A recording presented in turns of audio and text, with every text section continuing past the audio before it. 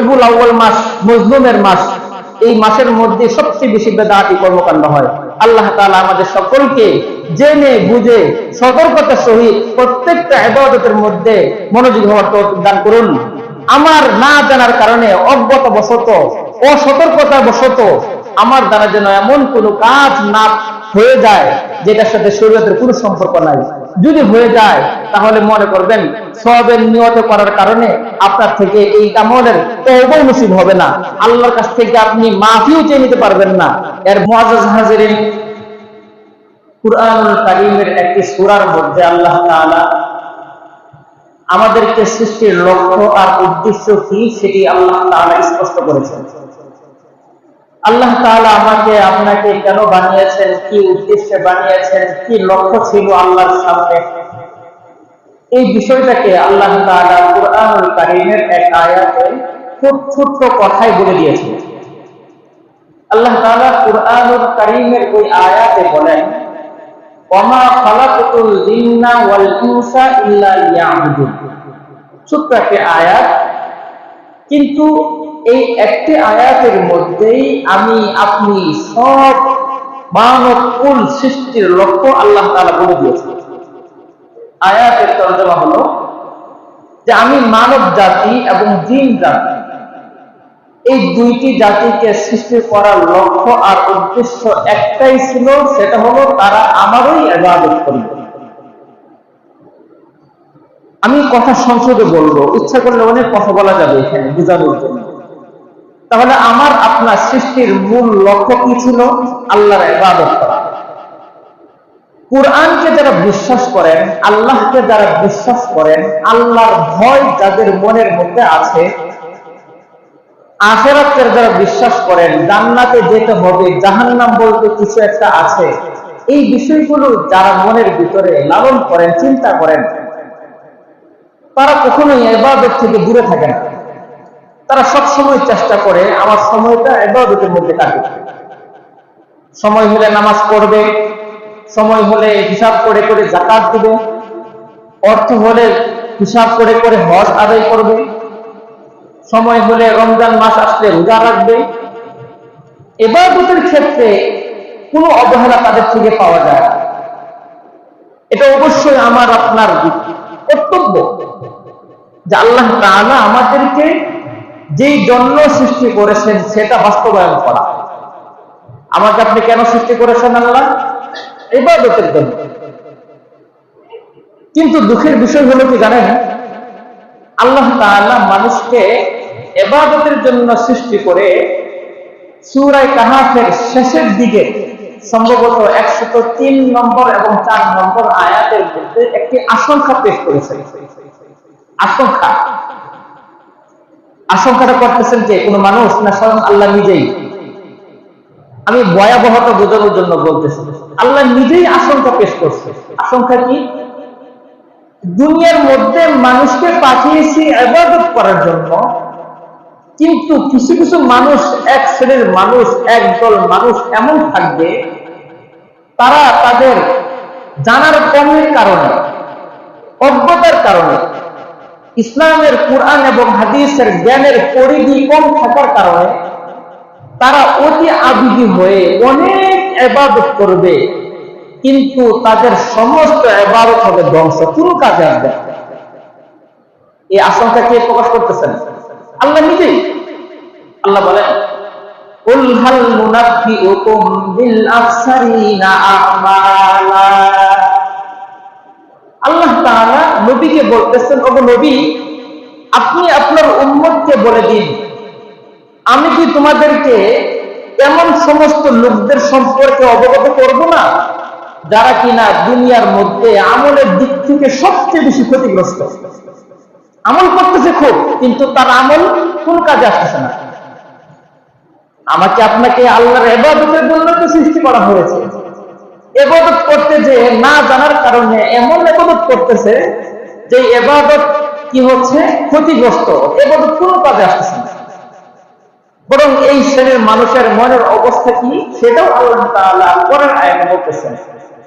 তাদের অবস্থা হলো আল্লাযীনা দাল্লা সা'য়ুহুম ফিল হায়াতিদ দুনিয়া, দুনিয়ার জীবনে আখিরাতে শান্তির জন্য সে অনেক ইবাদত করবে, কিন্তু সমস্ত ইবাদত তার চেষ্টা, মুজাহাদা, সাধনা, গল্লা সব বিফল।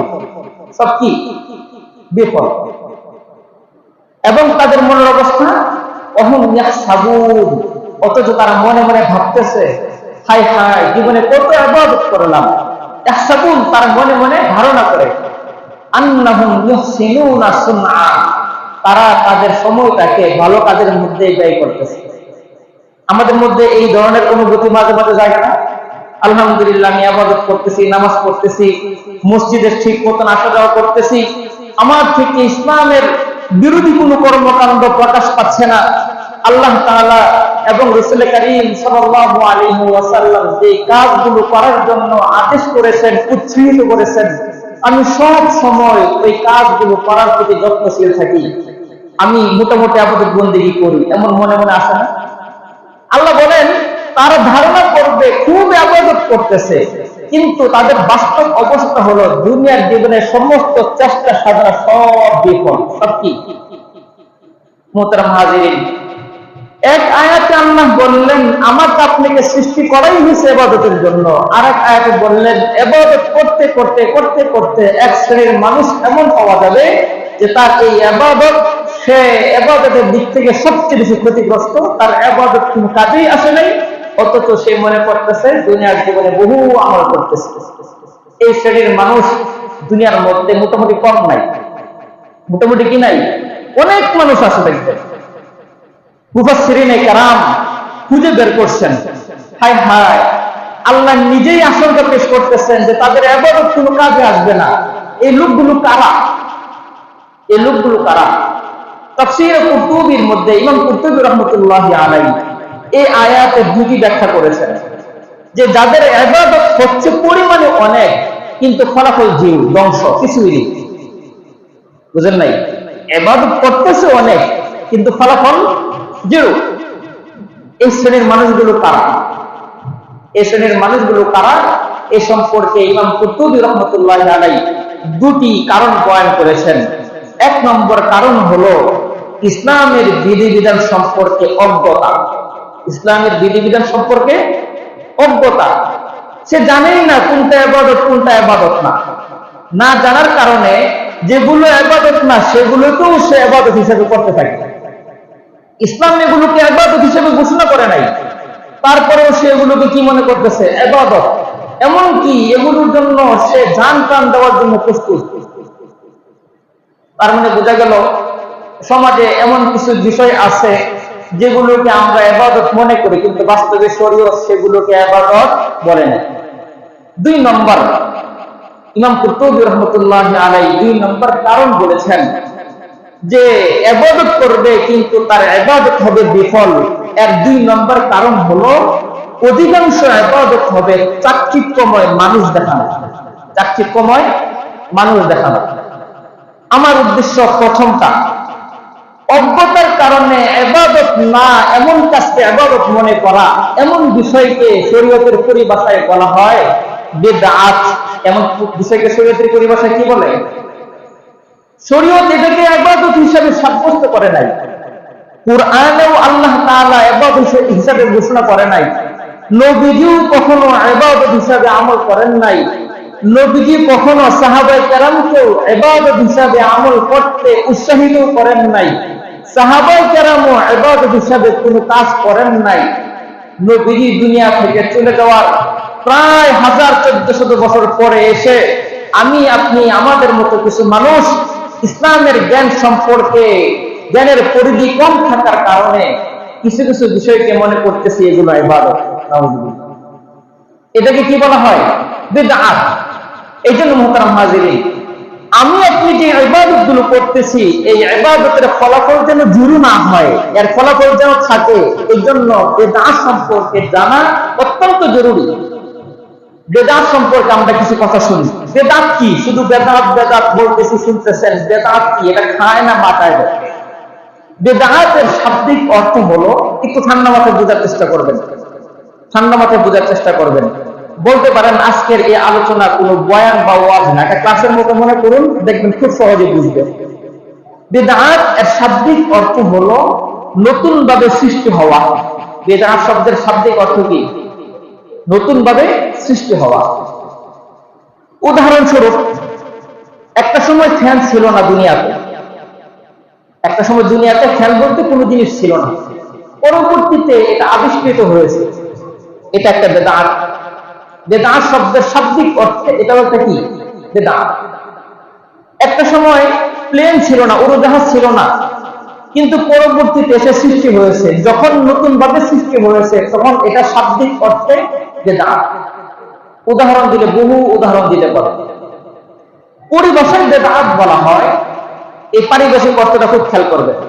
পরিভাষায় বেদাত বলা হয় এমন কোন কাজ, যেই কাজ নবীর যুগে, সাহাবায়ে কেরামের যুগে ইবাদত হিসাবে করা হতো না, কিন্তু পরবর্তীতে ইবাদত হিসাবে সওয়াবের নিয়তে করা হয়, এমন কাজকে কি বলা হয়? বেদাত বলা হয়।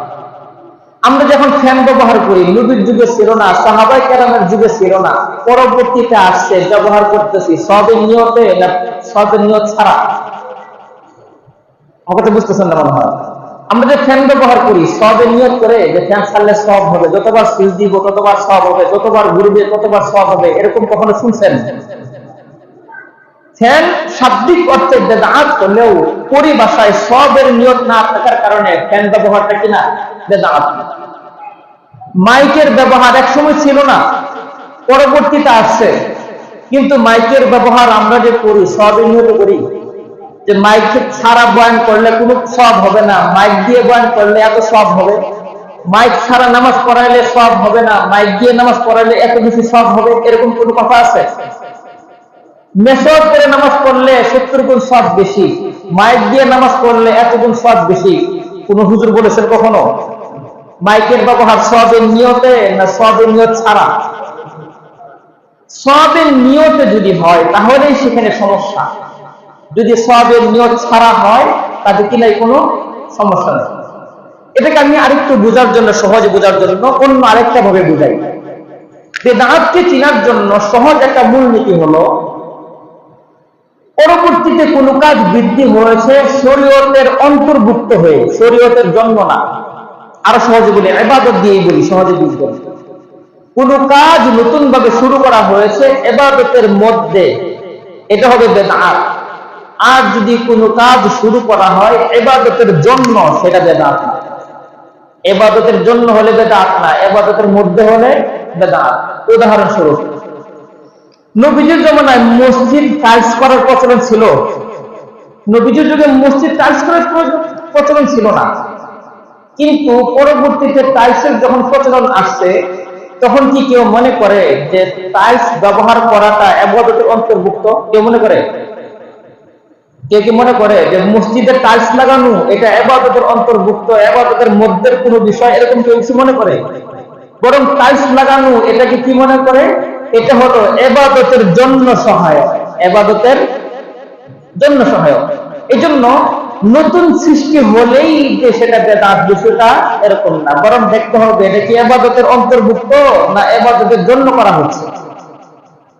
মসজিদ এরকম কয়েক তলা হওয়া, অট্টালিকা হওয়া একসময় ছিল না, এখন হচ্ছে।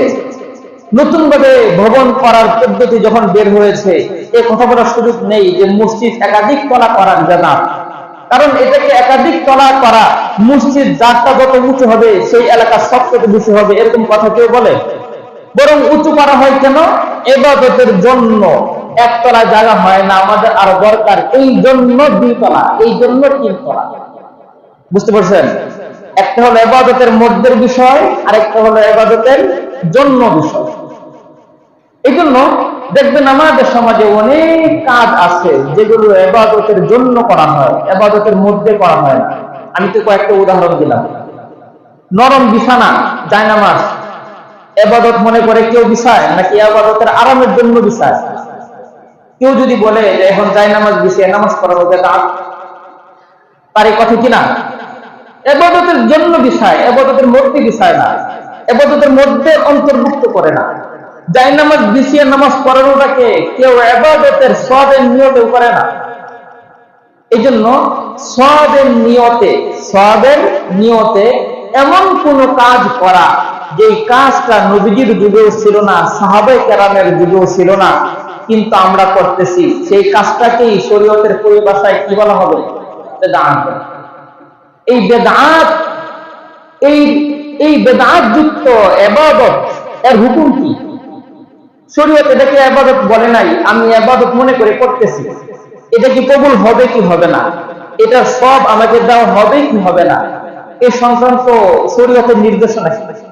রাসূল কারীম সাল্লাল্লাহু আলাইহি ওয়াসাল্লাম হাদিসে পাকের মধ্যে বলেন, মান আহদাসা ফি আমরিনা হাযা মা লাইসা মিনহু ফাহুয়া রাদ্দুন। আমার জমানায় কোন ইবাদত, কোন কাজকে ইবাদত হিসেবে গণ্য করা হয় নাই। আমার পরবর্তী যুগ খোলাফায়ে রাশিদিন সাহাবায়ে কেরামের যুগেও কোন কাজকে ইবাদত হিসেবে গণ্য করা হয় নাই। কিন্তু এই সোনালী যুগগুলো চলে যাওয়ার পরে কোন ব্যক্তি যদি শরীয়তের মধ্যে কোন কাজকে ইবাদত হিসেবে চালু করতে চায়, যে ইবাদত আমার জমানায়, আমার সোনালী যুগের মধ্যে ছিল না, নবীজি বলেন ওই কাজটা কবুল হবে তো দূরের কথা, ফাহুয়া রাদ্দুন, সেটা পরিত্যাজ্য, এটা করাই যাবে না, এটা একটা পরিত্যাজ্য বিষয়, এটাকে মানে আমলেই নেওয়া যাবে না। আরেক হাদিসে নবী করিম সাল্লাল্লাহু আলাইহি ওয়াসাল্লাম বলেন, মান আমিলা আমালান মা লাইসা ফিহি, যদি কোনো ব্যক্তি কোনো একটি আমল করলো, যে আমলের মধ্যে আমার কোনো বিষয় সেখানে নাই, আমার কোনো আদর্শ নাই, আমার কোনো নির্দেশনা নাই, ফাহুয়া রাদ্দুন, সেটাও পরিত্যাজ্য, কবুল হবে তো দূরের কথা, করাই যাবে না, কবুল হবে তো দূরের কথা, করাই যাবে না। এমন বিষয় আমাদের সমাজে আছে কিনা? এমন বিষয় আমাদের সমাজে আছে কিনা? বহু আছে। আমি দেখাবো আপনাদেরকে। মনে হচ্ছে আপনাদের সামনে, এই মিম্বরে আপনাদের সামনে কথা বলার সুযোগ আমার নিয়মিতই হবে। আমি আপনাদেরকে কিছু কিছু বিষয় গুরুত্বপূর্ণ দেখানোর চেষ্টা করব, এমন বিষয় আমাদের মাঝে আছে কিনা।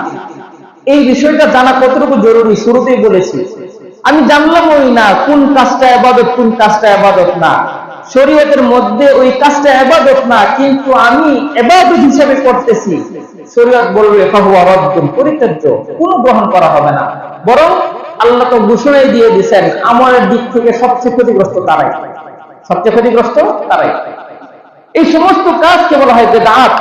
এই বেদাত সংক্রান্ত নবীজির একটি ধমকি শুনুন। নবীজি বলেন, ইয়াকুম ওয়া মুহদাসাতিল উমুর ফাইন্না কুল্লা মুহদাসাতিন বিদআহ ওয়া কুল্লা বিদআতিন দালালাহ ওয়া ফি রিওয়ায়াতিন ওয়া কুল্লা দালালাতিন ফিন্নার।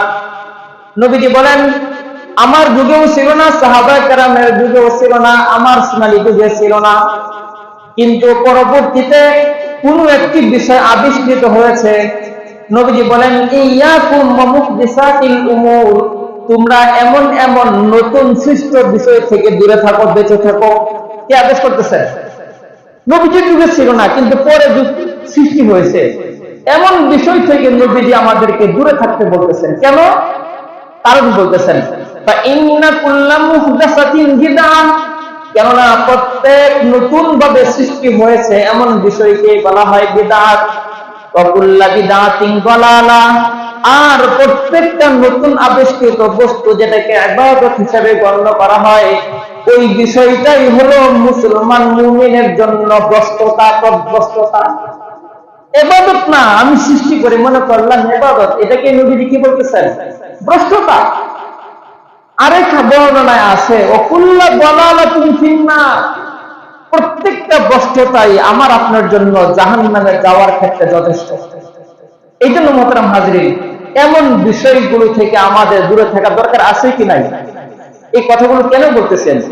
এই কথাগুলো এই জন্য বলতেছি, আজকে হলো সম্ভবত সফর মাসের 27 তারিখ, সফর মাসের 27 তারিখ, 28, 29 যদি চাঁদ উঠে যায়, সম্ভবত সোমবারে হবে 1 তারিখ, সোমবারে হবে 1 তারিখ রবিউল আউয়াল মাসে।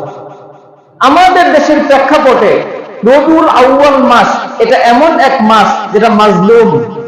রবিউল আউয়াল মাস কি? মাজলুম। সারা বছরের মধ্যে সামাজিকভাবে, রাষ্ট্রীয়ভাবে আনুষ্ঠানিকভাবে যত ধরনের বেদাতি কর্মকাণ্ড হয় তার সিংহভাগ হয় এই রবিউল আউয়াল মাসে। নাউজুবিল্লাহ। যতগুলো আমাদের সমাজে রাষ্ট্রীয়ভাবে বলেন, সামাজিকভাবে বলেন, ব্যক্তিকেন্দ্রিক বলেন, আনুষ্ঠানিকভাবে বলেন, যত ধরনের বেদাতি কর্মকাণ্ড হয় তার সিংহভাগ হয়ে থাকে কোন মাসে? রবিউল আউয়াল মাসে। রবিউল আউয়াল মাসে কি কি বেদাতের কর্মকাণ্ড চলে এগুলো আপনাদেরকে আমি দাগে দাগে বলবো ইনশাআল্লাহ। বেদাতের কর্মকাণ্ড সম্পর্কে এর ভয়াবহতা কি পরিমাণ আমি কিছুই বলি নাই আপনাদেরকে। বেদাত করলে যে কি ভয়াবহতা আমাদের জন্য এ সম্পর্কে আজকে না, এটার জন্য স্বতন্ত্র একদিন কথা বলবো। বেদাত করলে আমাদের কি ক্ষতি, বেদাত করলে কি ক্ষতি, আজকে শুধু এতটুকুই আমরা জেনে রাখি। নবীজির জমানায় ছিল না, সাহাবায়ে কেরামের জমানায় ছিল না, কিন্তু পরবর্তীতে যদি কোনো কাজ আমরা ইবাদত হিসেবে মনে করি সেই কাজটাকে বলা হবে শরীয়তের পরিভাষায় বেদাত। এমন কাজের দুই একটা উদাহরণ দিই, দুই একটা উদাহরণ। রবিউল আউয়াল মাসে দেখবেন একটি শব্দ আমাদের মুখে মুখে বিভিন্ন জায়গায় লিফলেটে পেয়ারে লিখে থাকে, ঈদে মিলাদুন নবী। নাম শুনছেন কিনা আপনারা? ঈদে মিলাদুন নবী।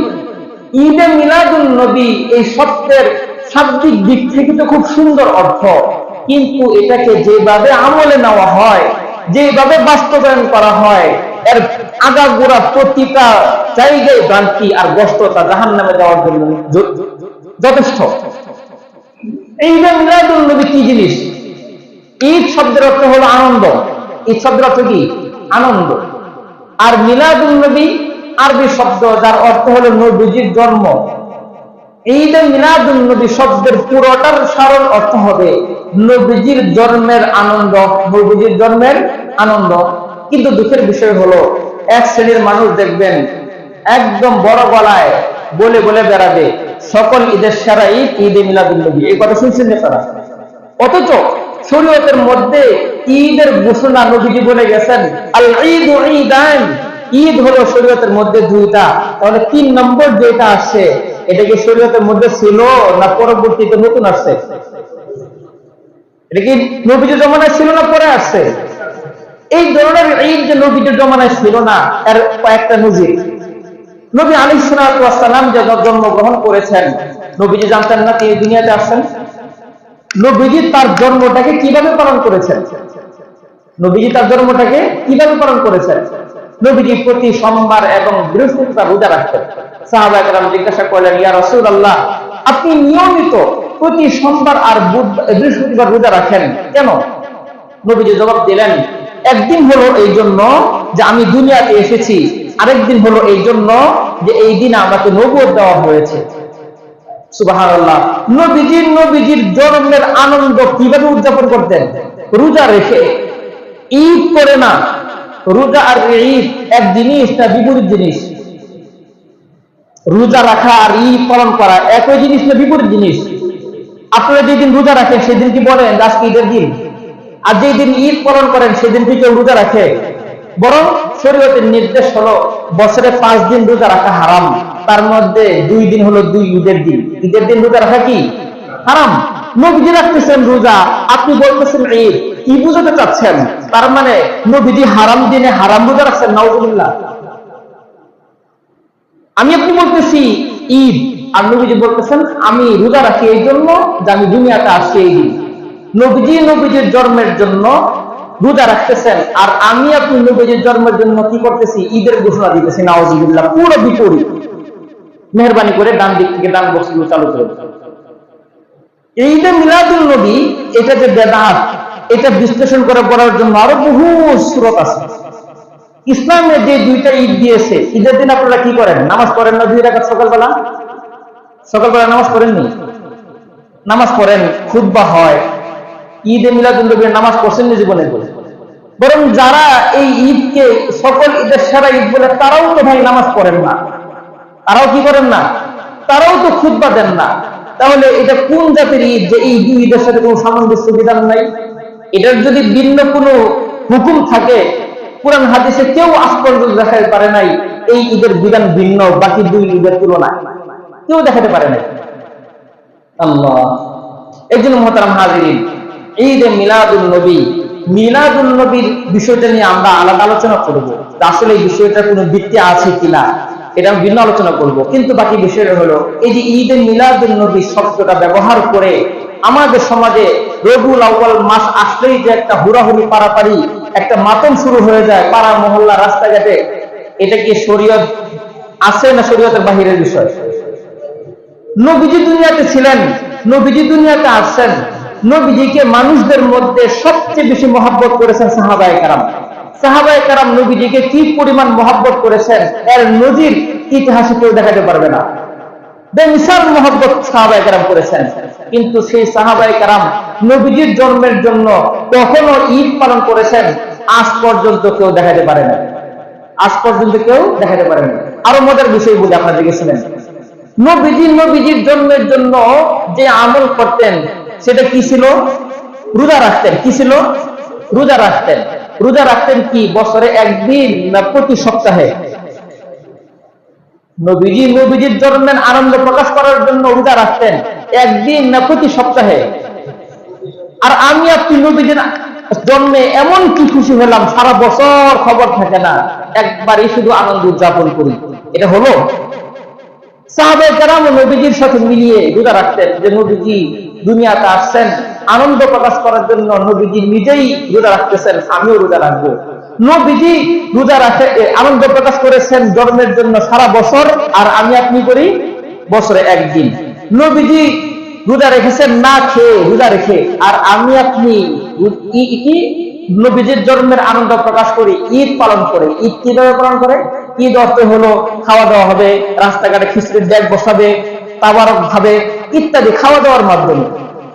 অনেকগুলো বিষয় আছে, যে সমস্ত বিষয়ের কারণে আমি একটা দেখাইলাম ঈদে মিলাদুন নবী, আরো কাহিনী আছে এখানে দেখবেন। ঈদে মিলাদুন নবী পালন করার জন্য জশ্নে জুলুস নামে একটা মিছিল বের করা হয়। দেখছেন না আপনারা কখনো? হ্যাঁ, জশ্নে জুলুস ঈদে মিলাদুন নবী উদযাপন করার জন্য বিশাল আকারে মিছিল বের করা হয়।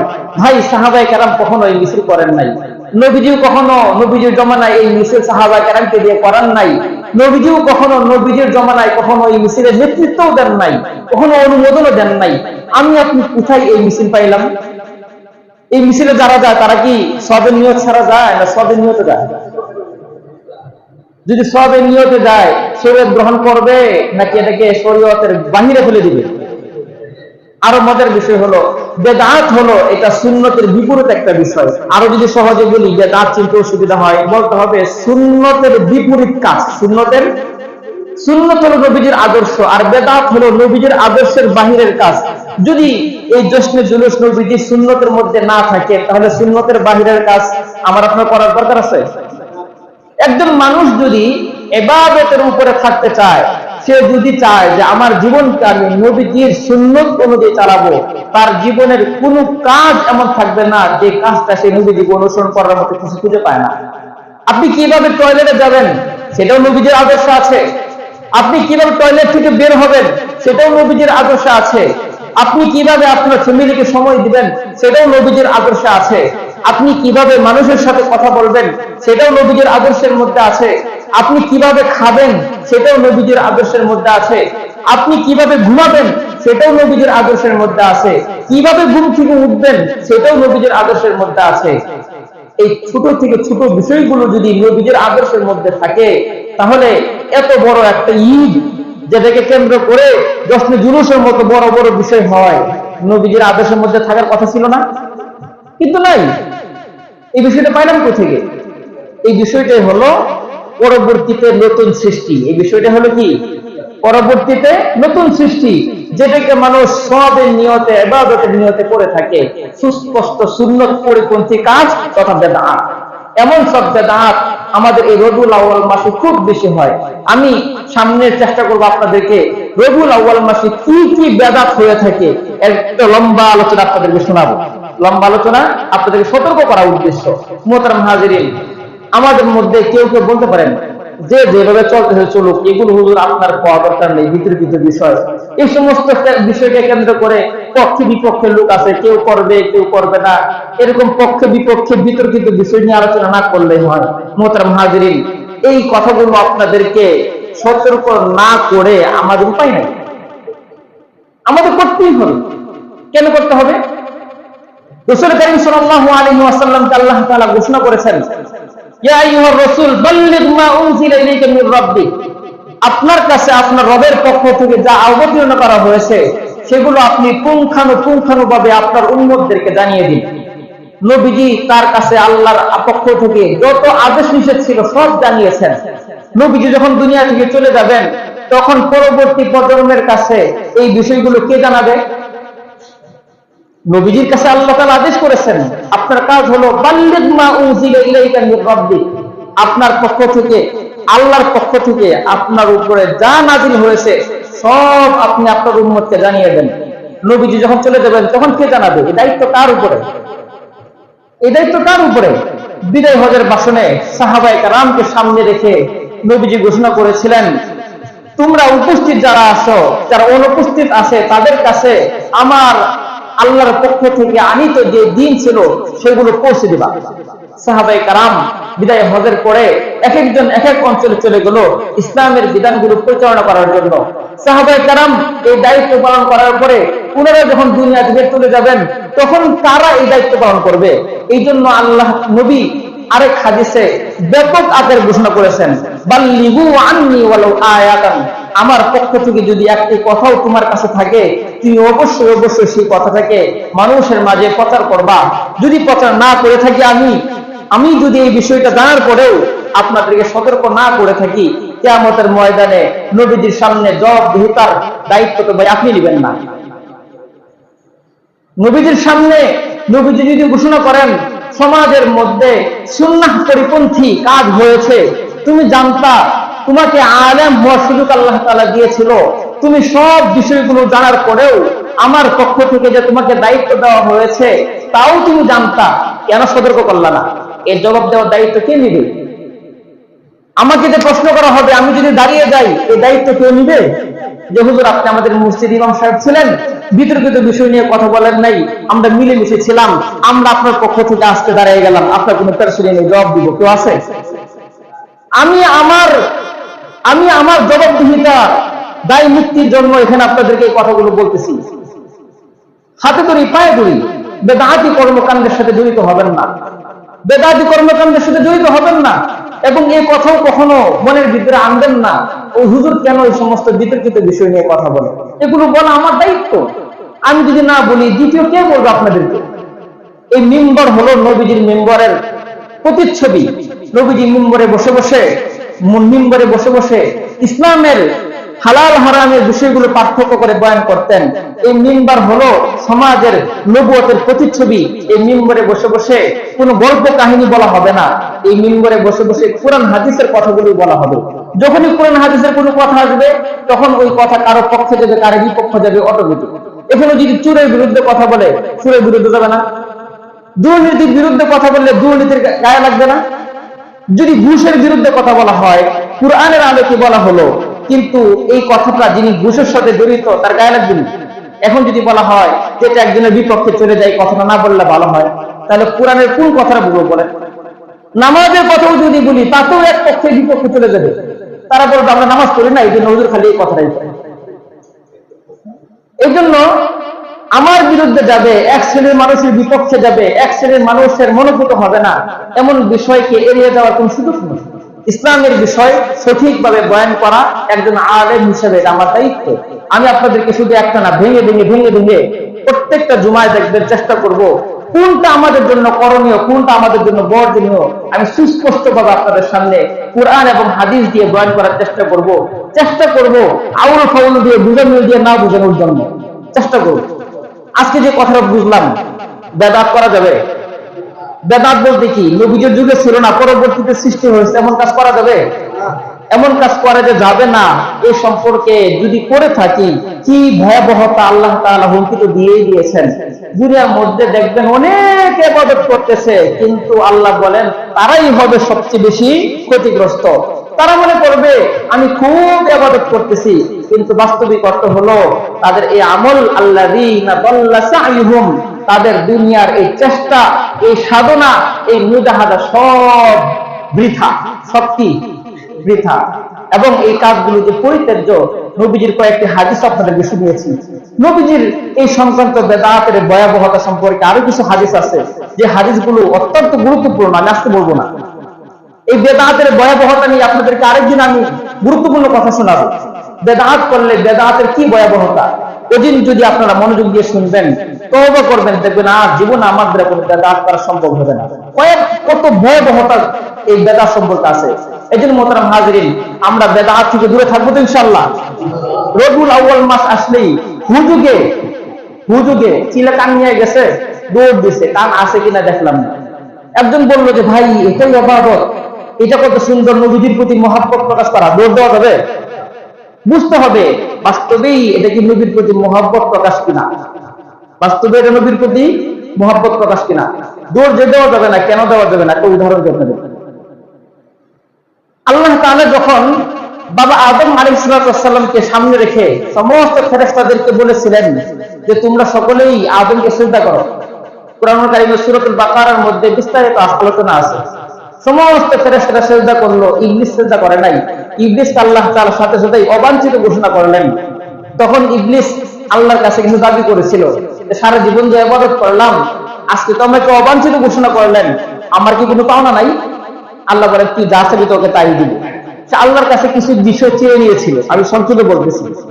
তার কিছু বিষয় চেয়ে নেওয়ার পরে আদম আলাইহিস সালাম তো সামনেই, তিনি দেখলেন হায় হায়, এই ইবলিস তো দেখা যায় আমার সন্তান সবগুলোর জাহান্নামে নিয়ে যাবে।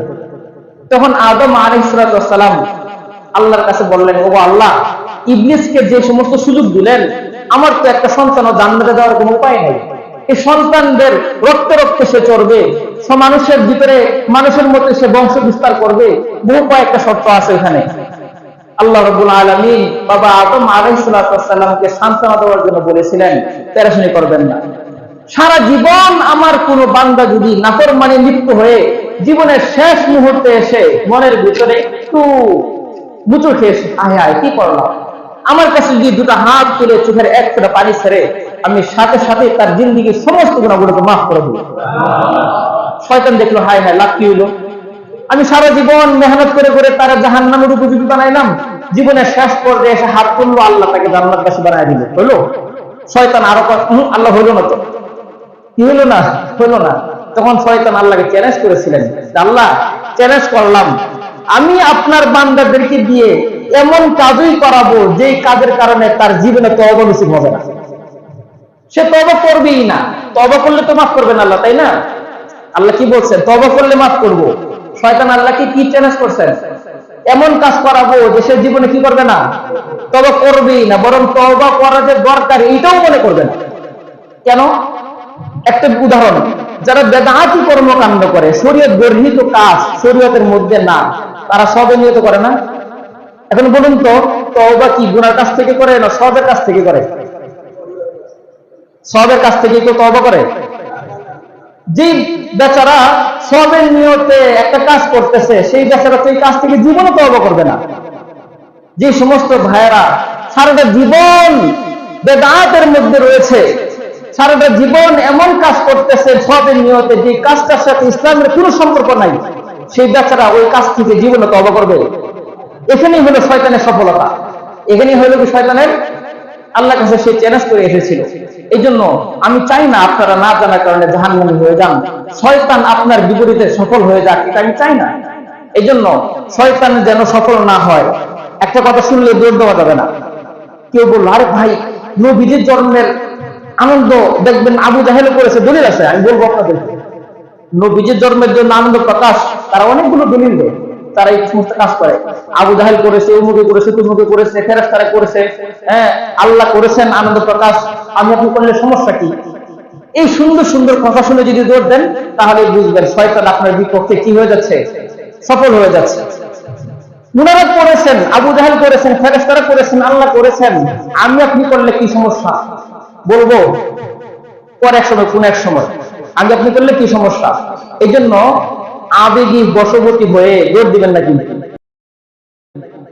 রবিউল আউয়াল মাস মজলুমের মাস, এই মাসের মধ্যে সবচেয়ে বেশি বেদাতি কর্মকাণ্ড হয়। আল্লাহ তাআলা আমাদের সকলকে জেনে বুঝে সতর্কতার সহিত প্রত্যেকটা ইবাদতের মধ্যে মনোযোগী হওয়ার তৌফিক দান করুন। আমার না জানার কারণে অজ্ঞতা বশত অসতর্কতা বশত আমার দ্বারা যেন এমন কোনো কাজ না হয়ে যায় যেটার সাথে শরীয়তের কোনো সম্পর্ক নাই। যদি হয়ে যায় তাহলে মনে করবেন সওয়াবের নিয়ত করার কারণে আপনার থেকে এই আমলের তওবা নসিব হবে না, আল্লাহর কাছ থেকে আপনি মাফিও চেয়ে নিতে পারবেন না। এর ভয়াবহতা কুল্লা দালালাতিন ফিন্নার, এর কারণেই আপনি জাহান্নামে যাওয়ার জন্য যথেষ্ট। এই জন্য যে কথাগুলো বললাম শুনলাম এগুলোর উপরে ভালোভাবে বুঝে আমল করার জন্য সকলের মন মানসিকতা আল্লাহ তাআলা তৈরি করে দেন। সকলে বলে আমিন। ওয়া আখিরু দাওয়ানা আলহামদুলিল্লাহি রাব্বিল আলামিন। যারা সুন্নাত করেনি সুন্নাত করেন।